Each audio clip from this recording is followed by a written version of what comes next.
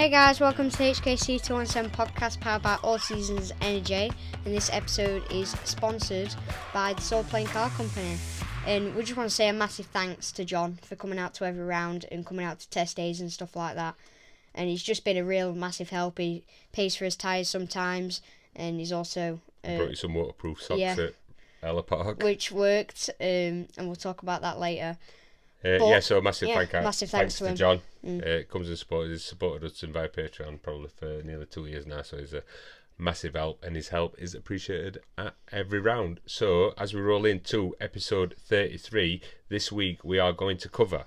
I'm going to cover the round 2 of the Freetech Talent Cup, which is my first race round, racing the Freetech. So debut, all right, if you want to use fancy words. And then we're going to talk about round 5 of the British Minibikes Championship, and that's at Ellough Park. So we're going to talk about that, and then we're talking about his weekend at Rowrah, which was like track hire, which were really good.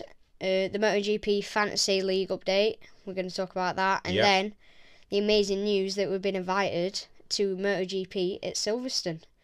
So more news on that later in this episode. So as we roll in to... You've already said that. I have already said that. As we go back to, and we're going to cover first round 5 of the British Minibikes Championship at Ellough Park, which were a really good weekend. Really enjoyed it. Yeah. A lot of progress made on the 160 bike. If you want to cover on there, so do you want me to roll through it? Yeah, you can go through practice, then I'll go through qualifying stuff. So, nice weather, plenty of track time, dialing in settings. Did your PB on the 110, beating last year's PB. And on the 160, it felt absolutely fantastic compared to when you were at Red Lodge, really. So you were really, like that weekend there, it felt like when we were watching you ride, a lot of people commented that it looked like you were riding your 160 like your 110, which is kind of what we wanted to see. You just looked a lot more comfortable on it. Obviously, there is a different tyre compound on the 160 Ovale Cup, so you're running Pirellis there. So the tyres are a different profile compared to the PMTs that you can run in the 110 Cup. So I would say it's been a difficult transition getting used to them tyres. I know you had to run the Pirellis last year on the 110. Yeah. Kind of alright, really. Yeah, we're alright on the 110. But they were your main bike on the main tyres. Yeah, but now I feel like on the 160 today, because it's a faster bike, obviously, it's more of a difference than it was on the 110. But anyway, that's part of the championship, so you got to get on with that. Yeah, you got to get on with that. So went into qualifying, if you want to touch on that. So went out on the 160 first, and it went really well. I got P2 on the front row behind Wilson, and I had Parker who were behind me as well. Good qualifying on the 160. First time you finished qualified in front of Parker, I believe. Yeah. A little bit of a goal that you wanted to do. Yeah. I mean, the times were very, very close. You were really, really chuffed with that. And on your 110, you did a PB in qualifying to start on pole position. So we went into race 1, the sprint race. Yeah. If you want to continue, sir. Yeah, so good race 1, got a really good start. And went into turn 1 and just led the race. Looking at my pit board, thanks to Luca and Zach Weston, who were doing my pit board near Ellough Park corner on the entrance to there. Helped me a lot. And just looking at my pit board and got a steady lap. Consistent with your lap times. Yeah, consistent with lap times, and pulled a good nice gap. And come first in both the Ovale 110 Cup and the 110 Open class. So going into the Ovale 160 Cup, 160 Open class, race 1 sprint. Obviously delighted that he got onto the front row, starting just behind Wilson. Unfortunately, as you rolled out of pit lane, you realised that you had a puncture, which was at first you didn't actually know what was happening. I didn't know what was happening, so I went out of pits and I went to go and turn, and it just went straight on. You thought it was your steering damper? Yeah, I thought my steering damper, so I thought it had locked up or something, or the mechanism inside that clips onto the handlebar got jammed up with a cable or something. You carried on trying. I looked down, I was like, oh, it looks alright, so I carried on turning, and Parker was just at the side of me. I was just like Parker was just like, "What are you doing?" I just went straight on, and then I managed to just turn it, and I pulled off to the side of the track, and then went off again. And yeah, it would just weren't turning. Went into the first corner, like coming down start finish. Went to brake and went to go turn, and it was so weird because you'd lean, and it like normally it just trolley turns, wheel. and it just like you'd lean. And I don't even know how I would lean. I don't know how you did fall off. But I would just like imagine me going straight on but leaning like that. So I went straight on. Missed the spongy front tyre. Yeah, and then like pulled it round and went down the other straight. I was like, what is up here? And then you ran over. I was like, I don't know what's happened. And you looked down. No, we didn't know what happened. Somebody shouted. So as you kind of pulled out, they kind of like noticed that your front tyre were flat, I think, and you went past start finish straight. So I'd already had that message. So as I were running across here, I was like trying to stop you, thinking it's over, son. So it later transpired that it were a faulty tyre valve, which were leaking air. So really unfortunate. These things happen. You were really gutted because you got a front row start on the 160. I know. You were pushing really on. I mean, like the warm up on that Saturday, on that day, if you can remember the warm up, I think you even went faster than the qualifying time, if I believe right. Yeah, you were really pushing on. Like it were a warm up, and all of a sudden it changed into pushing on. Parker were pushing on. I think Wilson. I think you might have done it. It was decent weather that morning. Yeah. So that were really disappointing, but you were in the middle of the track, just a bit of a bummer, but it's alright. I'm going to push on in this 160 Cup and carry on. Yeah, so just one of them things. So one of the things that happens. So moving on to race 2 and 3, there's an unusual one here. So in one of the pick bike races, somebody's engine threw a wobbler, spat oil all the way around the track. I think they might have done like a full lap. Anyway, I never seen it actually all the way around the track. Yeah, it was. There were droplets, and we were everybody was trying to like clean the track. There were a bit of a rainstorm meant to be coming. Waited for the rainstorm, continued to try and clear this track, but unfortunately, the British mini bikes, a big call really, but understand why. It's I mean, a few people. Yeah, so a few people went out to test it as like guinea pigs. Well, one of the adults come off, didn't they? Yeah, one of them came off, and they went out, and everyone was just like stood up on the stands watching as they were going over like the oil and stuff. So they tried to clear the track the best they could, sent out a few adults, and then Clark, of course, called it saying that there's no more junior racing. The adults actually did continue on, which I do know like a few adults actually come off like, after pretty much repacked. So it were a bit of a disappointing one, but end of the day, it were for safety. Yeah. If some kid had been injured, everybody would have been moaning saying, why do you let him race? So there were no complaints from us really. In fact, we were trying to clear the track. Yeah, we were trying to clear the track. Quite the opposite. I brung on like... I weren't desperate to race, but... I think I brung on 6 like big water caravan things that we have for his caravan, like big water barrels. Yeah, I brung on them. A good few hundred litres, mate. Yeah. We chipped in. Trying to clear it with Mike and whoever else were there. I think Chris were there as well, and Rob and Mark Andrews. But yeah, it was just too big. And all the marshals. Just like big puddles. I mean, even one of the worst areas that I've seen after everybody clean it is that I were near pit exit. Yeah. So I've never actually seen so much oil down. So like near pit exit. So it weren't actually on the track, but it was that bad. I was like, people are going to come in here and just crash into the barrier, coming in. Just coming into pits. It was just like rainbow. Yeah. So it is what it is. I wouldn't even say a big call, a call for safety. Not going to argue with that. These things happen. Yeah. So all the junior racing were cancelled. I think only the 90s actually got a second race that weekend. Yeah, because they had their race. They had their race start before. Of the day. So as we're covering the Ellough Park weekend, we will go to the Ellough Park results. So we've not got many to look at. So we will go to race 1. On the 90, so in first position was Caden Herring, in second position was Max Robinson, and in third position was Alfie Landemore, and then they obviously got their race 2. So in first position was Max Robinson, second position was Caden Herring, and third position was Alfie Landemore. Then we'll go over to, we'll try and do it in order because I do actually like to do that. Yeah.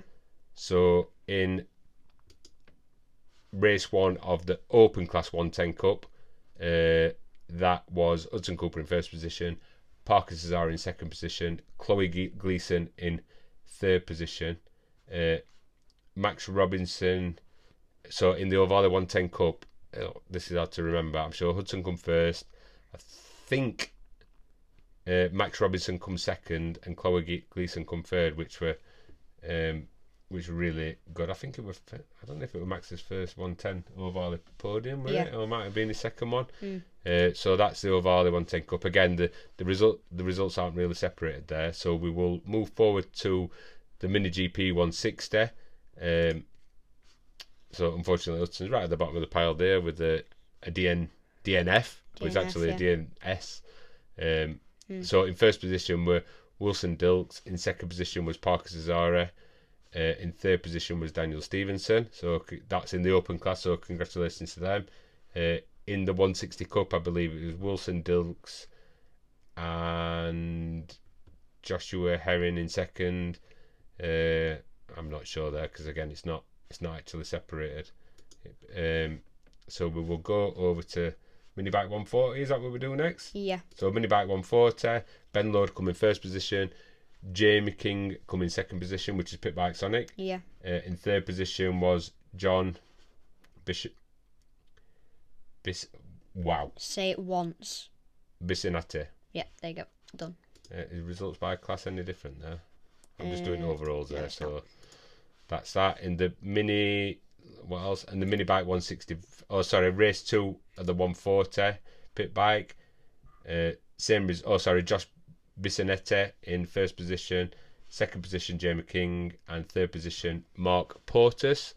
So that's the Supermoto 140. Then we'll go to the Mini Bike 160 and Vets. I believe that these are separated. Yes, they are. So in race 1, Michael Mead come in first position, Sebastian Baron come in second position, Nathan Gardner, which is I know it is. Is that what I think it is? No? Anyway, in the Mini Bike Vets, Tony Reverie, Robert Mead and Dave Cook. Dean Bedreich there. Oh, didn't it? Oh, I think they went home because it were I think they just come for the Friday practice actually. And in race 2 of the 160 and Vets, it was result by class again. 160 was Sebastian Baron, Nathan Gardner and Nikitarius Katikos. I can't believe these names that I'm having to read. And in the Mini Bike Vets, it was Tony Reverie, Robert Mead and Dave Cook. So that's race 1 and 2 of the 160 Vets. Then we'll go to the Mini GP 190. Mini GP 190. Race 1 is Wilson Dilks, Andrew Thompson and David Wilton. Then race 2. Race 2 was Andrew Thompson, Fahad Laha and David Wilton. And race 3 was Andrew Thompson, David Wilton and Izzy Carter. Oh, it's up now. DNF, sorry. DNF from Izzy Carter. I think that's when it were. That's when it had actually oiled on it. And the Super Mini race, they only got one race. So the Super Minis was James Junior Rose, James Senior Rose coming second position, and Lewis Smith in third position. So that concludes. Is that everybody?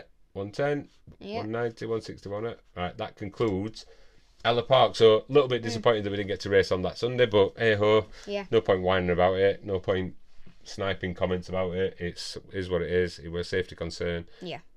No complaints from me. Yeah. Bit of a bump, a little bit. Everyone's in the same boat. All the juniors are in the same boat. That's what you got to think. So fast forward. All good.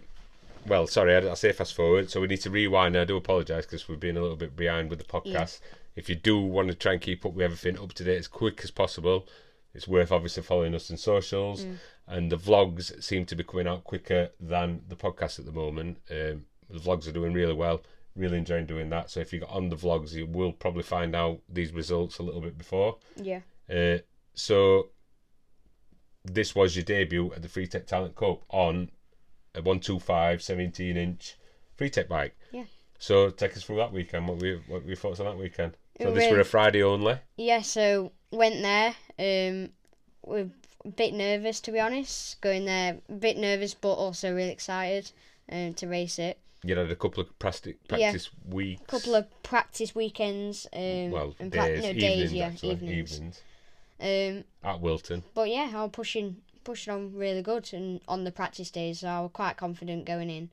And yeah, we rocked up on Friday. Loads of track time. Yeah, loads of track time. We had 4 sessions. 4 sessions. It was really well run.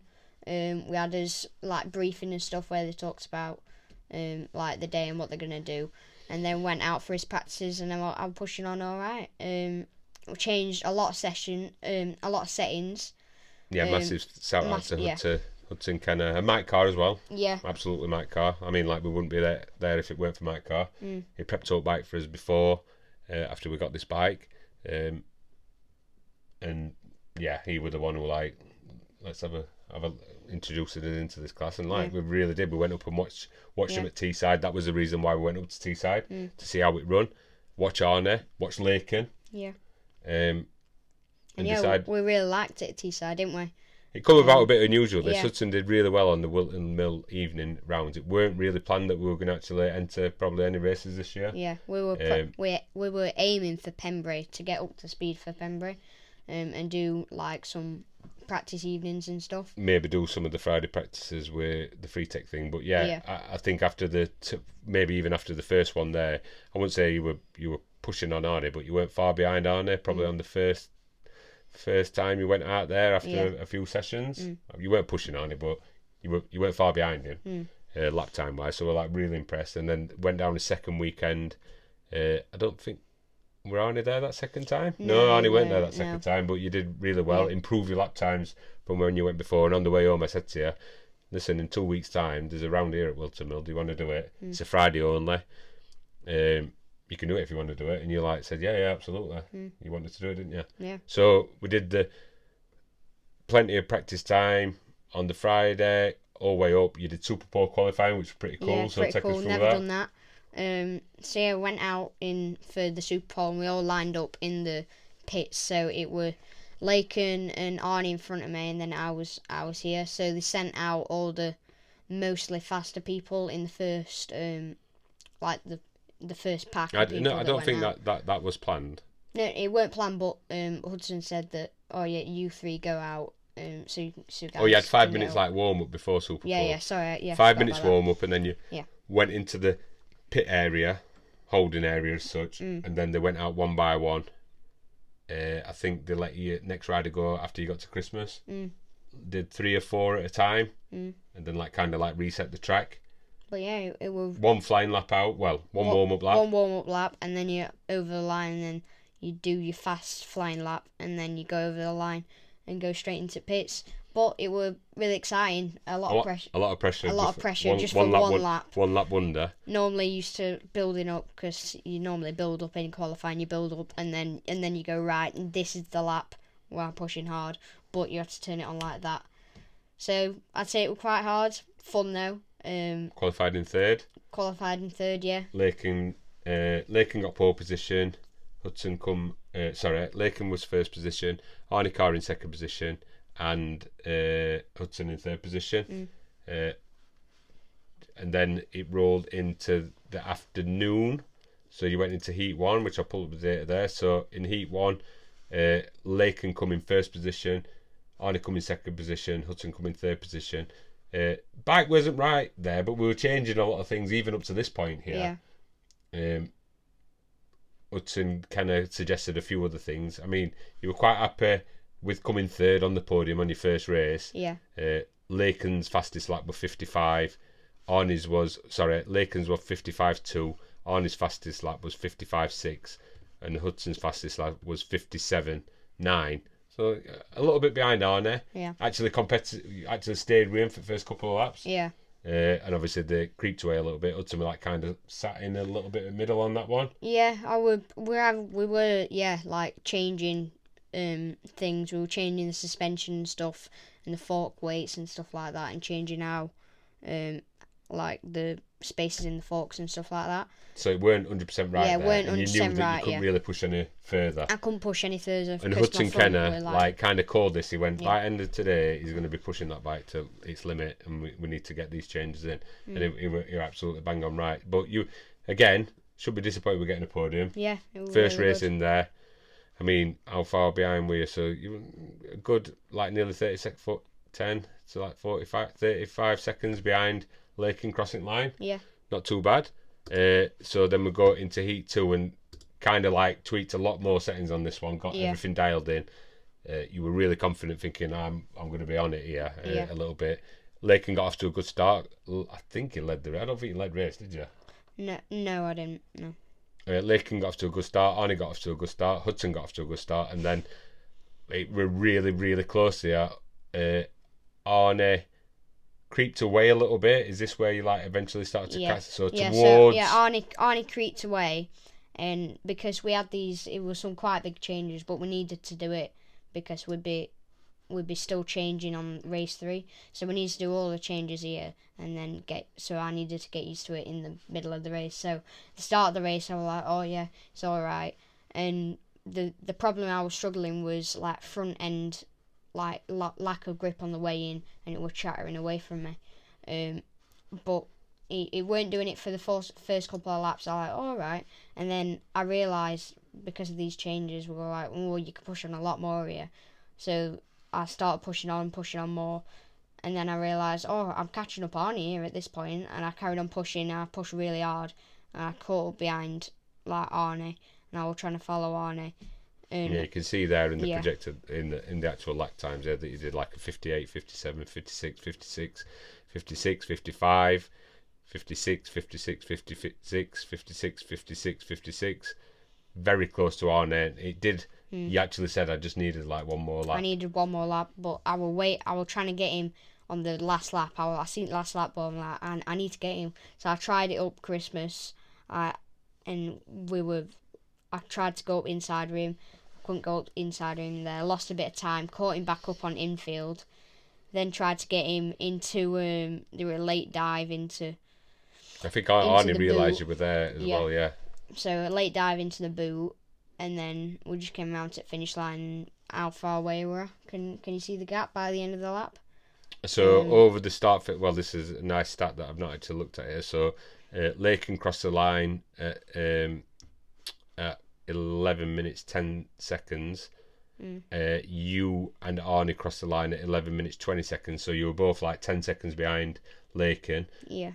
Arnie was 11 minutes 20.430. You was 11 minutes 20.634. So I think that's 2/10. Is that what they say? Yeah, 2/10. Yeah, 2/10. You were 0.4. You were 0.6 of a second behind them. Yeah, so 2/10. So both of you did your fastest lap on the final lap. So that's like Arnie obviously realised that you were there. So your fastest lap was your final lap of the race, and you actually did a faster lap on the last lap than Arnie, so you did a 55.5, and Arnie's fastest lap was a 55.9. You genuinely come off there like buzzing. Like, I needed one more lap. Not like... But I didn't think I'd be right up behind him, but when I realised I was catching him, I was like, I can do this here. And I just didn't expect it. He came up and I was just pushing and I got up behind him. I was like, I can't believe I'm actually behind him here. But yeah, I've tried to get him, and genuinely buzzing as well. I mean, really you were buzzing off your first result, but that were a race. Yeah. Well, it weren't a race. It was you settling into the bike and like kind of gradually catching Arnie. Arnie did get catched by he did get scuppered by a few back markers as well. Like, let's not blow your own trumpet too much, but you did have a little bit of a teaser. Like you kind of realised, didn't you? You said to me after I'm catching him here. You could tell where he were on track, and actually made up. I wouldn't say quite a bit of time, but you knew that you knew you were catching him, which were wicked. You were genuinely buzzing there. And by the end of the race, we still had some more things to change as well. Yeah, and by the end of the race as well, a thing I was happy about as well. Is this it? 8.2. So yeah, Lakin's fastest time was 55.1, and yours was 55.5. Yeah. And Arnie's was 55.9 in that race too. So yeah, when Hudson's really like happy. A bit of a stat nerd, like looking at stats, thinking, well, you know what? Like, I'm actually in mix here. Like, after that race too. Because I just dropped off from the first couple of laps when I was like, oh my, like getting used to the changes. But by the end of the thing, I were only like a couple of tenths off Laken's best time. Yeah, so, and I think you were behind Laken. Like I say, you were 10 seconds behind Laken in that race. So we'll go on to race 3, which is an unusual format what they do there. So it's like double points in race 3 for the final. Yeah. Not that it really mattered. You hadn't done round 1, but that is like the format and what they do there. So again, Laken got away in front. Arnie got away in second. Now this one, you were like bang behind Arnie. Yeah. Pretty much all the way around. All the way through the laps. Arnie's still had better here. A little bit more racecraft than probably you. Yeah. Certainly getting right back markers. Yeah, definitely. He got away from you, you caught him up. He got away from you, you caught him up. He just like managed to get the right moves on the right ones, but you were just chasing Arnie around pretty much all of that race. Wicked, absolutely amazing to watch. Yeah. And you crossed the line. So Laken finished in 13 minutes 52 seconds. Arnie finished in 13 minutes 55 seconds, so 52. So 3 seconds, 2 seconds behind actually, not even 3, it's 0.8. So yeah, 2 seconds behind. So you're pretty much in that race 3 all cross line really quickly. So 52 seconds for Laken, 55 for you, Arnie, 56 for yourself. But he were on that last lap you kind of got scuppered a little bit. I got scuppered, yeah. You were closer than Arnie than that. But on that one, I didn't decide to push on the last lap, obviously, because I got scuppered. But I pushed on the lap before, and I was pushing it, and I'd going up inside again up to Christmas. Really late dive into. Well, you can see there actually because your fastest lap is on lap 14, so the penultimate lap, before final lap. And that was what it was. My late dive into the second final corner. Mess my drive up down the back straight, so that's that second. So I lost about a second from doing that. But if I would have got the inside of him, I probably would have been able to hold him off. I think you kind of had to concede. Like, I had to concede. We're on last lap. I should be happy with that. Yeah. And yeah, actually, again, you beat. Again, we're not just saying that because you beat Arnie, but the fastest lap time was Laken's, which was 54.6. Your fastest lap was 54.9. Yeah. So again, obviously, Laken were a good half a second-ish faster than you, and Arnie's fastest lap was really close again, 55.1. I know it sounds a lot slower that, but it's not. Like nothing in it actually between your two lap times. Pretty Obviously much you were in 54, but pretty much a tenth or 2 tenths. I was more impressed with this stat, like that you both of you closed in on Laken a lot. Yeah. Do you know what I mean? Like you zipped over at line 1, 2, 3, pretty much over at last, like I don't know, like 5 seconds. Absolutely fantastic. Rolled over the line, straight into like Park Ferme. Yeah. Music on, tunes on, big podium set up. Big arch thing, big banner behind where they went. Hudson kind of like introduced them all onto the stage, which was absolutely fantastic.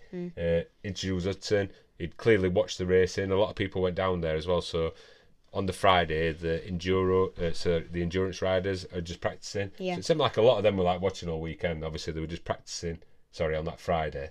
Yeah.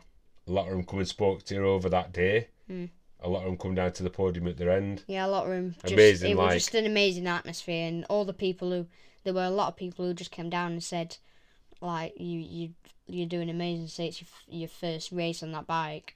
Yeah, a lot of people know that bike. Yeah, know that bike as well.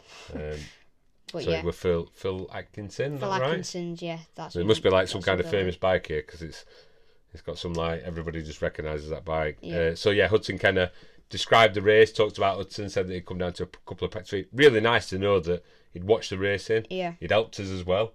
Introduced Hudson for position, introduced Arnie. Again, you could tell he'd watched the racing, talked about Arnie, and introduced Laken. 1, 2, 3, podium celebrations at end, tunes on, champagne, spraying. Absolutely really mint. Loved it. Arnie nearly taking someone's eyes out with his cork, like going straight through crowd. Well, it went right up, didn't it? Yeah, it went up and then went boom. So if you want to see anything to do with that, you can look on the link will be in the description on the YouTube podcast and on the podcast on iTunes. You can see the link straight to the HKC 217 vlog, which is for the Whilton Mill round. Kind of covers exactly the same as that, but you can see a lot of footage with it, which is pretty cool. Really enjoyed that weekend. Yeah, really good. First time on that bike, mint. Yeah. Can't wait for the next one. Yeah, really excited. So we had a Rowrah track weekend. Massive thanks to Danny Shaw who organised that. Yeah. There must have been like 30 people up there. Loads of mini motos, loads of metro kits, a few overhaulies. Well, sorry, one overhaulie actually. No, 2 overhaulies. 2 overhaulies, yeah. 2 booches. 2 overhaulies, yeah. So it was Wilson who had a 190, and the booches were 2 190 booches. 2 190 booches, yeah. Oh, we're on that other boocher now. I forgot his name now. Henry McCartney. Yeah. Boom. See that? Oh, good that. And the legend that is Tyler Humphries. So really good to see Tyler because we've not seen him for a few rounds. Yeah. Obviously Wilson as well. Obviously we know Wilson. Really good to see Travis. So we had a little bit of engine problems up there. Really kind of Alan. He let you go on the Butcher 190 for the first time. That were crackers on that. First time on a 190. So first time on a 190.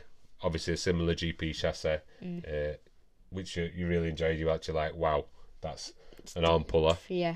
And then Danny, he let you actually go on a metro kit first. So you went on a metro kit GP50 first. Yeah. First time on that was your official first time on a 2-stroke. Yeah. So you had to ponder around on that. I think you did. Did you do a session? I did a session on that, and it were wet because it were raining before. We were contemplating not going out. We weren't going to go. It just spitted a little bit, didn't it? Yeah. You were like 50-50 if you were going to go. Danny had just said, I've just had all the fairings done on the bike, and like I wanted to say to Hudson, let's not go on that. So he just literally paid for some fairings to be done. I'm like, hey, I know how this rolls here. If Hudson ditches it, we're gonna have to pay for fairings. But massive thank you for Danny for like doing that. Really good to hook up with Danny again. We had a really good laugh that weekend. Danny and Travis and whatever, not all having a drink with parents after. Really good to see Danny again. Obviously Travis were racing, fighting all the way through the championship last year, which were absolutely brilliant. So really good to see Travis again. And Travis had, I think he had a Metric Kit 70 as well. Yeah, he had a Metric Kit 70, which and a 50, which unfortunately locked up on him. I think 70. I think it was 70. It was the 70 that locked up on him. It's not his race bike though. I think that's for next year. It were just having a try in it. I think he's just like getting it ready for next season. Getting it ready. But he were having problems before, and Travis just went down back straight, and it just locked up on him. But luckily he were all right. And he had by the medic. And the kind of a bit of a practice bike. I presume that's what they use it for. Like Danny, like kind of said, we kind of like flip flopping between these bikes. So he had a KTM 65 SX converted into a supermoto. Yeah. Joshua Williams were there on the same bike. Yeah. Tyler had a KTM 85. That were a beast. That were a beast. Yeah. Alan actually offered you to have a go on that. Yeah, but it was just a bit too big. It was just a bit too big. It would, when I sat on it, I think you could have rode that. I reckon I could have. You'd have to stand me up in pits and catch me in pits, but yeah. But anyway, he got straight on the supermoto. Yeah. So Danny kindly offered to use the KTM for like 2 sessions. You got a good hour on it, didn't you? Yeah, it really absolutely just clicked on it straight away. Like Danny said, he'll jump on that. He's gonna love it. It will just like riding his 90. And it were. It just felt faster. It just felt really good, yeah. 6 gears up, road shift as well. Road shift, literally. Just jumped straight on it. It took me a while, not a while, but I messed up a few times going into corner. What gearing? Yeah, gearing down. So it was like on my 90, because on my 90 you'd stomp down to go down the gears, and you pull up to go up the gears. But now, because I'm used to race shift, it was a bit weird. But once you got into the head of stamping down to go down the gears and pull up to go up the gears, it was all right. So you look proper settled on it. It was really good, proper fun. As you're coming out of a corner, you'd be like going through gears and it wheeling like you've. Were you down like 3 gears, 2 or 3? Down three gears, 3 or 4 gears on airpins, and then out. That good. Yeah, really good. And then super fast through gears. Proper, yeah. Weren't it? I've just actually put a video up, I think yesterday. Yeah. You're coming towards airpin where I used to stand there, and I can see you like go down 3 gears. And then on bike beat, you're like, bah, bah, bah, bah. Yeah, but yeah, it really super good. Settled on it. Really, really impressed me because like you just jumped on that. I thought, I couldn't jump from. I couldn't even jump on a bike and do out that you do, but just jump straight on that bike like that. You look super settled on it. Look like I could just see you were like grinning through that, like you were when you were on the 190 as well. It were really good. It were just a big buzz, like, because it were a big bike. I thought it'd be like ages leaning over. But so it was like 12. I think I blew. Yeah, probably must have had 12-inch. 12 inch, definitely 12 inch. But yeah, it felt really good. I thought I wouldn't get my knee down. I got my knee down on both sides. Just looked comfortable. Well, you proper enjoyed it. It was just really good. Actually, topped off weekend, so a massive thank you to Danny. Yeah. For letting him do that. Because I didn't think it'd pick up as fast as it did as well. But yeah, as I said, you come out of a corner, you'd go up like 3 gears, and then it'd start wheeling and like squirming front end. So I've not put all footage out of that. I've got a few more little clips, but yeah, absolutely amazing. And thank you to Danny for that. So sorry, we've just blitzed that little bit in there. So. Yeah. MotoGP Fantasy League update. So I've got to go across to this. I've got to go to this. So we'll just do. Obviously, we're on a bit of a break for MotoGP. Yeah. Ironically, MotoGP is coming up this weekend. More about that later. So this is a conclusion of after I don't know what round we're last round with the Netherlands GP. So in first position is Vladar GP team. In second position is Rambo Racing. Third position is Remy the Gardener. Fourth position is Sheaves. Fifth position is BritsToMotoGP. Sixth position is Later Bakers. And seventh is Shui 46. Eighth position is Racing Stars. I'm not going to go away through that list, but I will look at the people that we know. So second position is John Rambo from So Playing Car Company. Fifth position is BritsToMotoGP. Who else do we know there? I'm in 12th position. Mum is in 14th position. Luke is in 15th position. Yeah. Alana's in 20th position. Beating me. Steve Wilkinson's in 23rd. You're in 24th. Uncle Dan's in 25th, so you're in a little battle there. Yeah. Let's have a look. What else have we got? Anybody else that we know? Chloe Jones is in 35th. Mike Carr's in 39th. No more. I don't think we know any more there, do we? Is that it? Oh, Emma Newton's in 48th. And Jack Newton is in 54th. I don't think he must not be doing it. I don't think he's playing anymore. Yeah. So that concludes the MotoGP Fantasy League update. So again, 54 players playing in that. Really enjoying doing that. Again, actually looking forward to we need to have a little tweak of that this weekend, don't we? Yeah, we do. And just to touch on what we've got coming up next. So Hudson has been invited from O'Varley and the British Minibike Championship and the FIM Mini GP Championship to go to Silverstone as a VIP, which will be happening over Silverstone basically. Yeah. So we're really excited for that. Yeah. And that will be probably going to be a vlog. I've had clearance to be able to do that as a vlog, so that'll be a pretty cool vlog. So keep your eyes peeled for that. And there will be more of an update to follow with that. Really. Yeah. Yeah. Excited for that. Really, really excited for that. A guest of Dona, FIM, British Minibikes and O'Varley UK. So that will be rocking, and we must apologise, like we've been so caught up, we've been doing the vlogs, we've been busy, as we've just said. Don't forget to check out the BritsToMotoGP podcast and the BritsToMotoGP raffle that he's doing over there. Absolutely amazing. So I believe he's giving away £900 now. So he's giving away money towards helping towards riders race, and gifts are from like various people. So they give away an OMG hospitality weekend, which was absolutely amazing. Oh, sorry, it weren't OMG, it was Ducati, BBM Ducati. There's some potential other prizes that I know that we've got in pipeline that we've been able to help him out to organise. So some really good prizes coming up, and literally any money that anybody buys to get in that raffle, that money goes straight to the riders, and then the riders from British Minibikes, junior riders, from British Minibikes, Fab, all the Fab junior riders, as well, and Freetech Talent Cup, all get chucked in, and he picks one rider from each. Well, he picks 3 riders from each one of them, and they all get pulled out, and they get some money to help towards buying a set of tyres or whatever not. So, like, if you want to support anybody, get over to that BritsToMotoGP. He's just literally putting money, getting that money, raffling it off, chucking it straight back into racing. The riders get the money. I'm seeing it firsthand. Actually, Hudson won a prize from Danny. So Danny contributed a John McGuinness signed. Where's that? John McGuinness signed T-shirt, were it? Yeah. But yeah, massive thanks to Danny, obviously, for donating that. And Nutton won that. We won that. Oh yeah, so you won the raffle prize for going in the raffle, and you won £30 towards a set of tyres. Yeah. So, winner chicken dinner. We are up to date now, finally. Yeah. So, thanks for watching. Please like and subscribe. If you're listening on iTunes, please leave a review.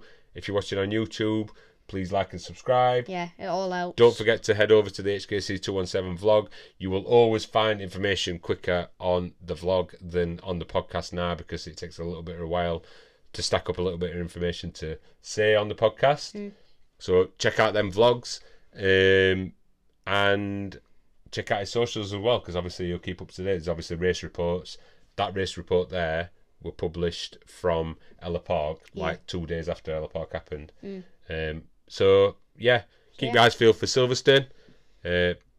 Looking forward to that.